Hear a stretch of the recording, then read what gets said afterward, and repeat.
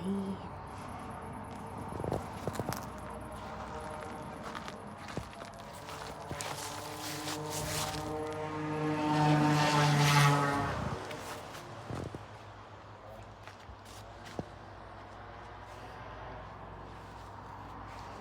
A day in my life. Ano siya kalaki, guys?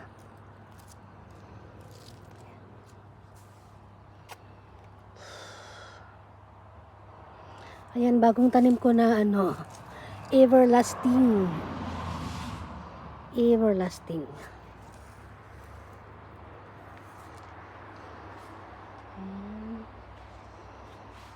Ayan nyo, guys. Ang laki. Ayan siya kalaki. So, tapos ito, guys. Madami tong seeds. Ayan. Yan, may mga seeds siya. So, iipunin ko yan. Para ito na. So, lahat po ito, guys, iniipon ko. Yung mga seeds. Lalo na ito, mga ganito. Pagka nagtanim kayo ng mga guys, mga gulay, or mga bulaklakan na. Ang dami niyang mga seeds. Ayan, seeds. Marigold. Marigold ang tawag. So, madami yan. Madami. Lahat ng paligid, meron yan mga ganyan. So, meron ako dun sa, sa loob ng, siguro mga 1 kilo. 1 kilo. So, buong paligid yan, dito sa gilid, meron din. Sa front, meron din. Sa gilid. Ayan, ang lalaki. So, ito guys, lahat po ng tanim ko is bumabalik po every year kasi dinidig ko. Lalo ito, after summer, dinidig ko lang yan. Tapos, yung tuber niya, yun yung bulbs. Tapos, yung iba seeds. Yan. Ang ganda ng mga varieties. Yan, dadami yan kasi kai-start lang. Hanggang yan. Mag-start kasi ng flowers ito is July to October. Depende sa Yan. Ito din napakalaki to, kai-start lang. Yan. Diba? Ang tingkad-tingkad ng kulay. Yan, malaki. Yan sila, same lang yan ng kaya lang red lang yon. Maroon. Ito chamomile. Meron akong chamomile dito. Kasi nakakatulong to sa mga Ito magandang variety din to, guys.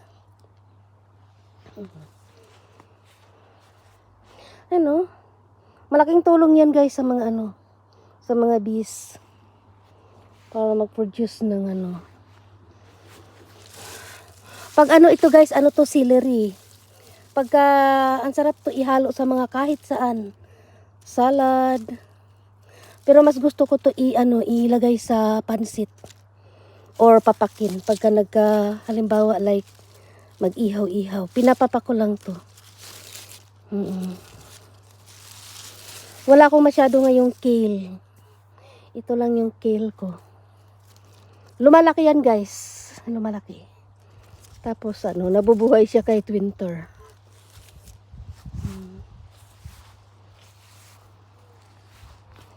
Ano ba ang ganda? Ayan. Yan. Iniipon ko yung mga seeds ng carnation. Maraming kulay to. Purple, pink, puti. Ano pa? Diba ang dami niya? Ang dami. Ang ganda. Tingkad ng kulay. Ang tagal niya ang tagal niya ayan. Padami ng padami. Ang daming namumulak. Ito. Ayan. Ayan, ito. Kasing laki din to. Tingnan mo, guys. Malaki pa sa ulo ko. Ayan. Tapos dinikitan ko ng mga kamatis dito sa gilid. Kasi para first time ko nagtanim ng kamatis dito. Sa labas. Kasi mostly sa mga kamatis ko, nilalagay ko dati dyan. Ayan o, tinatakpa. May ano yan eh, may cover. Tapos, wala, nag-ano lang ako ng ano, nag-experiment lang ako. Baka, ayan. Okay naman. Nabubuhay naman yung kamatis. Padami na padami. Yes. Ito guys, malaki din to. Yan, hindi pa tapos yung pag ano niya. Malaki yan. May nakatago.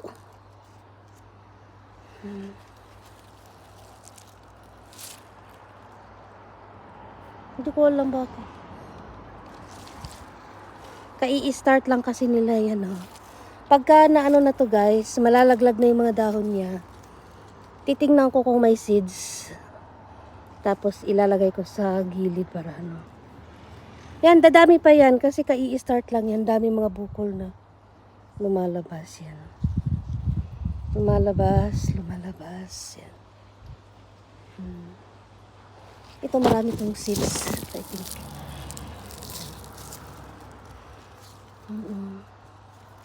Tapos nagsasanga-sanga sila dahan-dahan lang. Nagsasanga sila. Ang titingkad ng kulay. Grabe guys, ang titingkad talaga nila. Lalo na pag sa personal.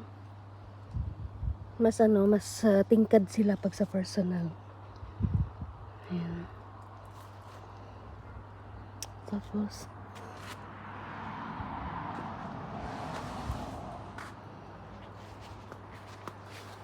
yan o, nakapalibot yung mga ano. Yung mga marigold. Ang bango. Super bango. Ito yatang pinakamabango sa lahat. Yan. Bumabalik po yan sila every year. So, siguro mga 5 years na to dito nakatanim. Bumabalik lang. Ito guys. Malaki din to. Pag ito'y bumukad lahat, yan. Sobrang liit lang ng puno niya. Kailangan ko ng kahoy. Ano, kasi pag nagka-start na lang to, tingnan nyo, ang dami niyang mga bukol. Pagka yan bumuka lahat, super bigat to. Kaya magkuha ako ng kahoy para itukod. Tsaka ito din, ang ganda-ganda niyan. Malaki din to. Lahat ng mga is malalaki this year.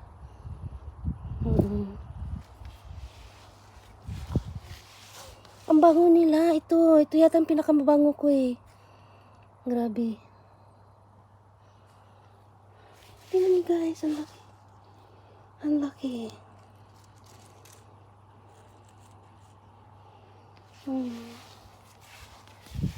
Aabunuhan ko to sila ngayon kasi uulan bukas. So mag-aabuno ako para yan. Dami ng bukol. Magsasanga-sanga pa yan guys. Ito dito, hindi pa yan tapos kasi pagka magsasanga yan. Yan. Dito magsasanga. Kaya pag ito natapos, puputulin ko para may tutubo dito. Ayan. Simpleng lang. Napakaano ng kulay.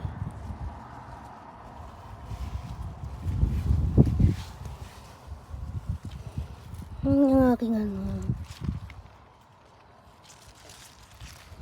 kahit bansot siya. Kahit bansot. Ayan.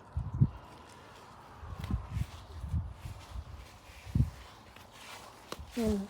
Hindi pa nag-bloom yung iba. Yan, yung aking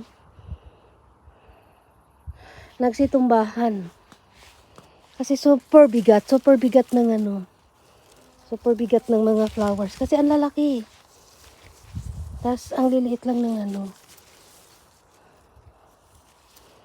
Yan. Aabunuhan ko to sila. Next year. Puputulan ko yan. Patubo pa sila ng patubo guys. Yan. Hanggang pa din to. Hanggang October. So,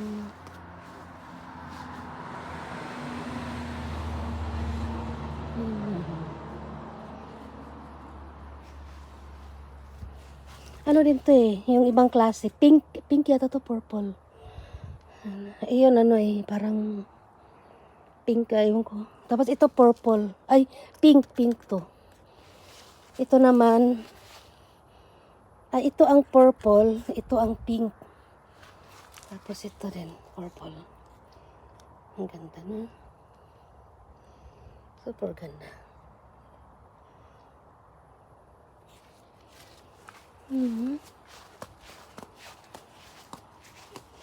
Marami pa din ako mga dahlias dun sa ano.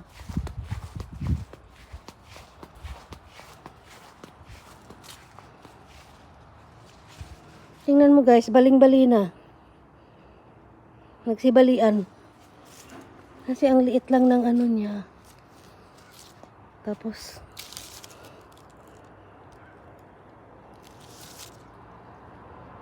yung sa ibang umabot na sa lupa. Ayun yung bagong ano. Ito malalaki din to. Malalaking dahlia din to. Yun doon. Yung mga everlasting. Maganda yan. Super ganda niyan. Kawawa naman yung aking apple. Luoy.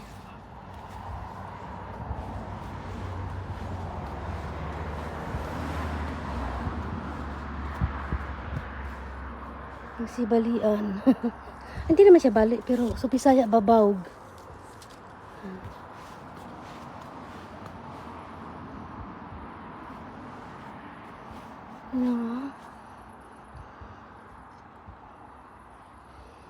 Ang tamis nitong mga apple na to.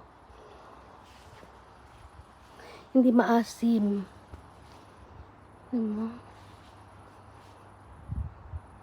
Tinanim ko lang to siya guys, mga ganito lang kalaki.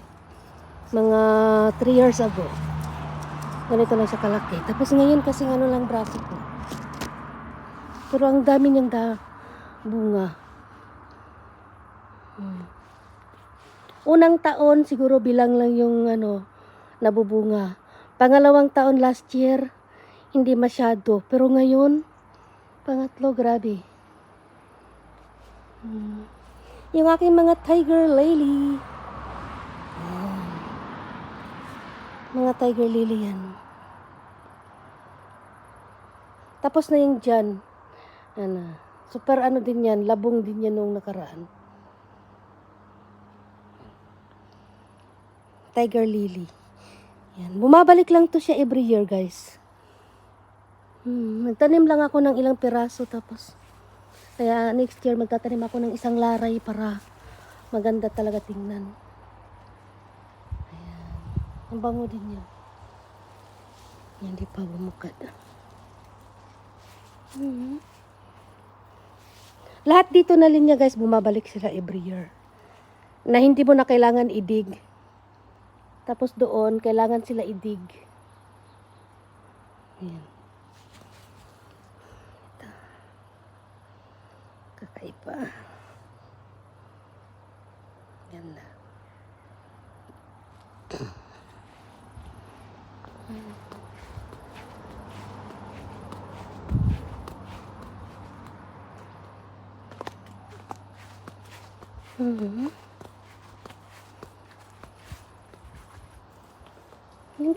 Kahit ang sulok guys, may mga ganito ako. Kasi, pampaano, tingkad ng ano, kulo. Kasi matitingkad yung mga kulay nila. Like for example na, di ba? Grabe ka tingkad. Kalat yung aking mga dahlia. Ayan, meron din dito guys. Yan, nag-start to sa seeds. Kaya maliit pa siya. Pagka meron na siyang ano, unod, yan, lalago na yan. Yan, nagsilabasan ng aking mga gladiolus. Ang gandang variety ng gladiolus ko. Yan, nagsilabasan. Siguro mga 1 or 2 weeks from now, magsilabasan na yan sila. Yan. Nakalara yan doon. Ang ganda. Yung aking mga sunflower. Ano. Ang gandang klase itong sunflower ngayon.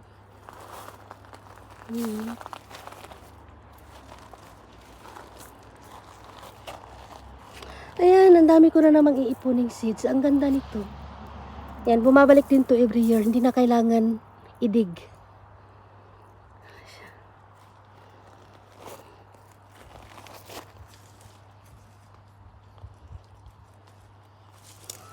May ano ako dito may beans, hindi ko alam.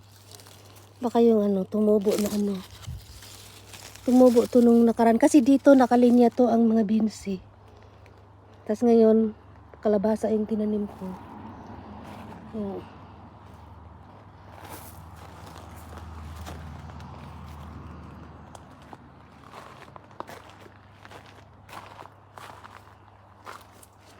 Kailangan ko na silang kailangan ko ng tukod. Kasi yung kamatis, ang bigat nila. Yung aking mga kailangan na ng tukod. Yan na mga hati.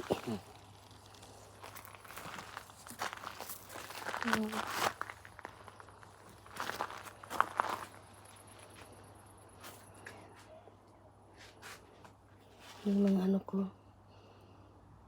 Mga bell pepper. Kaya i-start lang na nila silibasan ng bunga. Maganda to kasi pag lumamig na, since nakapat, pwede ko to ipasok sa loob. Ilagay ko dun sa may ilinya ko dyan sa may bintana dyan, no. Ayan. Kasi parang decoration na rin. Ayan. Ang daming Ito guys, sa kulitis. Tatanim ko to sa labas. Dami kong kulitis. Yan. Mga kulitis. I-transfer ko to sa labas para sila ay silabasan ng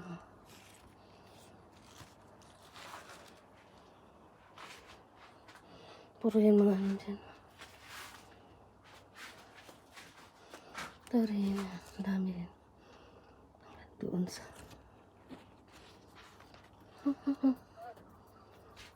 hindi ko masyadong kasi ang daming may mga bisita kasi lagi sa bahay kaya hindi ko sila na-focus ngayon.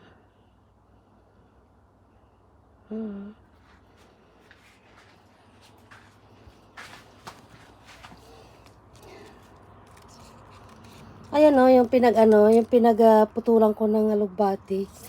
Tumubo sa gilid. Ayan. May bago. Yung sili. Mga alugbati. Pinagpuputol ko na.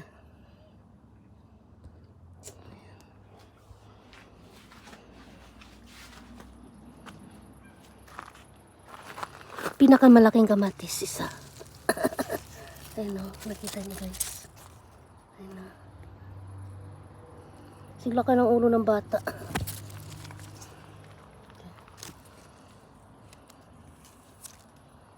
Pinat ko lang kasi dati kasi yung mga kamatis ko sa loob. Kaya ang tataba ngayon, experiment ako ng kamatis sa labas. Yan, malapit na mahinog. Ang dami nila Gustong gusto ko ang green guys. Lalo na pag ihalo sa hindi mo lang makikita yung nasa loob. Yung aking mga beans. Wala silang mapaganuhan. Ano to na klase na beans? Yellow. Yellow.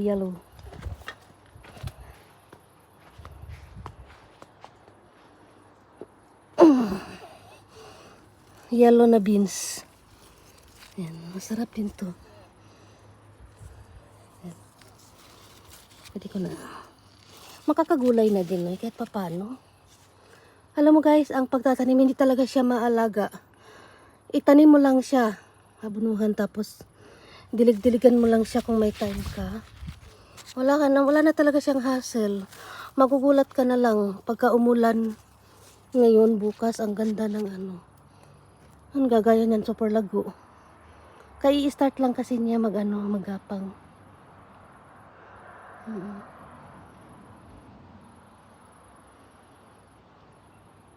Yun.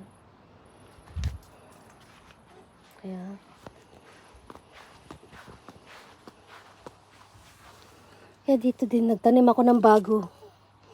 Ito magagandang variety to sa dahlia.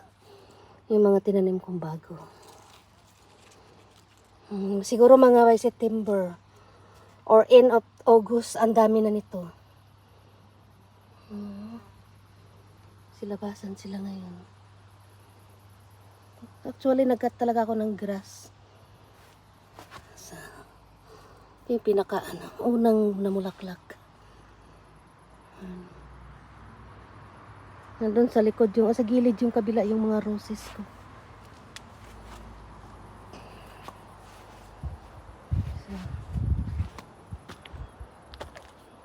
Kaya harvest na naman ako ng mga mga sibuyas.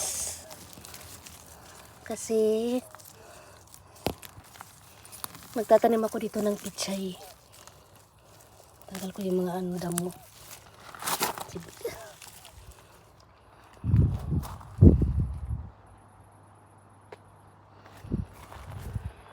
Ako guys, mag ako ng cut ng grass.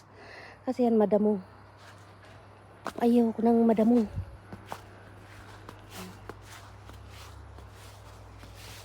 Hello, ang pink na pink mo. Diba?